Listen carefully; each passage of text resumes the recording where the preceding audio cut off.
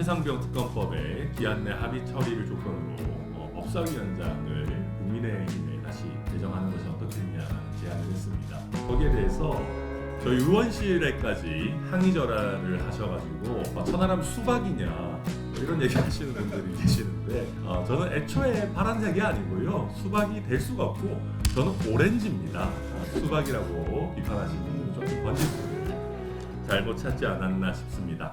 어제 이제 제가 박찬대 더불어민주당 원내대표를 만나 뵙고 최상병 특검법의 기한 내 합의 처리를 조건으로 법사위원장을 국민의힘에 다시 배정하는 것이 어떻겠냐는 제안을 했습니다.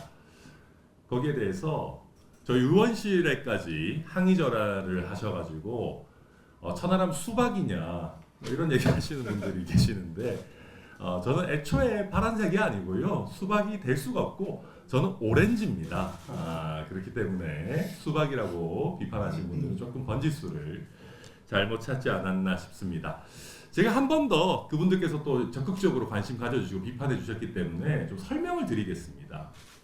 저는 앞서서 사실 기존 관례에 따르자면은 법사위나 또 운영위를 국민의힘이 가져가는 게 관례상은 맞습니다. 그러나 지금 윤석열 대통령이 원체 일방 독주하시고 최상병 특검법부터 시작해서 거부권 행사를 도저히 해서는 안 되는 법안들을 거부권 행사를 하다 보니까 기존의 관례만을 따르기는 어려운 상황이 됐습니다. 근데 그렇다 하더라도 사실 야당이 표결 처리로 법사위와 운영위를 모두 가져가는 것이 과연 국민들이 보시기에 온당한가, 너무 급격한 변화는 아닌가 하는 우려가 사실은 있었습니다. 근데 그런 상황에서 특히 최상병 특검법은 그 어떤 법률보다도 조속하게 통과되어야 되고 또 국회 통과도 통과지만은 대통령이 거부권을 행사할 수 없도록 하는 게, 그렇게 해서 실제로 특검이 빨리 착수하는 게 무엇보다도 중요하다라고 제가 판단을 했습니다.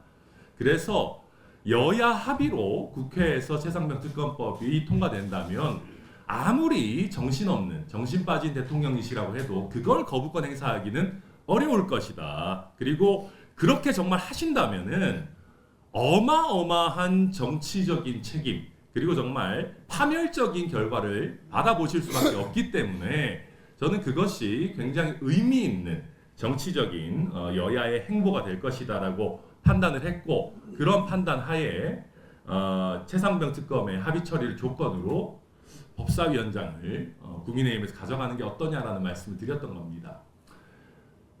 사실 그렇습니다. 거기에 대해서 박찬대 원내대표께서 그렇게 되면 국회 법사위원장이 국민의힘 가져가게 되면 국회를 가로막는 큰 장벽이 될 수 있다는 얘기 하셨습니다. 그런데 우리 솔직해집시다. 더불어민주당이 모든 법안을 숫자로 힘으로 밀어붙이는 거에 대해서 최소한의 장벽은 어쩌면 필요할지도 모릅니다.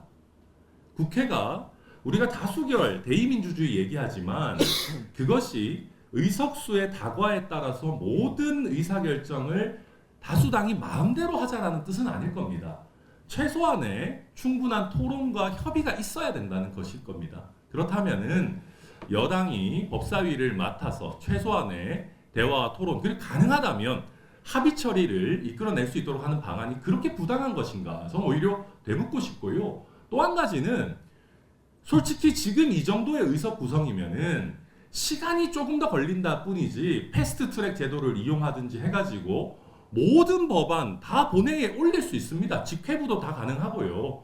그런 상황에서 저는 최상병 특검법의 좀 조속한 처리를 위해 가지고 법사위원장 자리 정도는 저는 국민의힘에 충분히 양보하는 것이 오히려 저는 국회의 건강한 대화와 토론을 통한 합의 처리에 더 좋을 것이다 생각하고, 국회도 마찬가지입니다. 계속해가지고 민주당이 숫자로 힘으로 밀어붙이면 반대로 윤석열 대통령이 계속해서 거부권을 행사할 명분을 줄지도 모릅니다.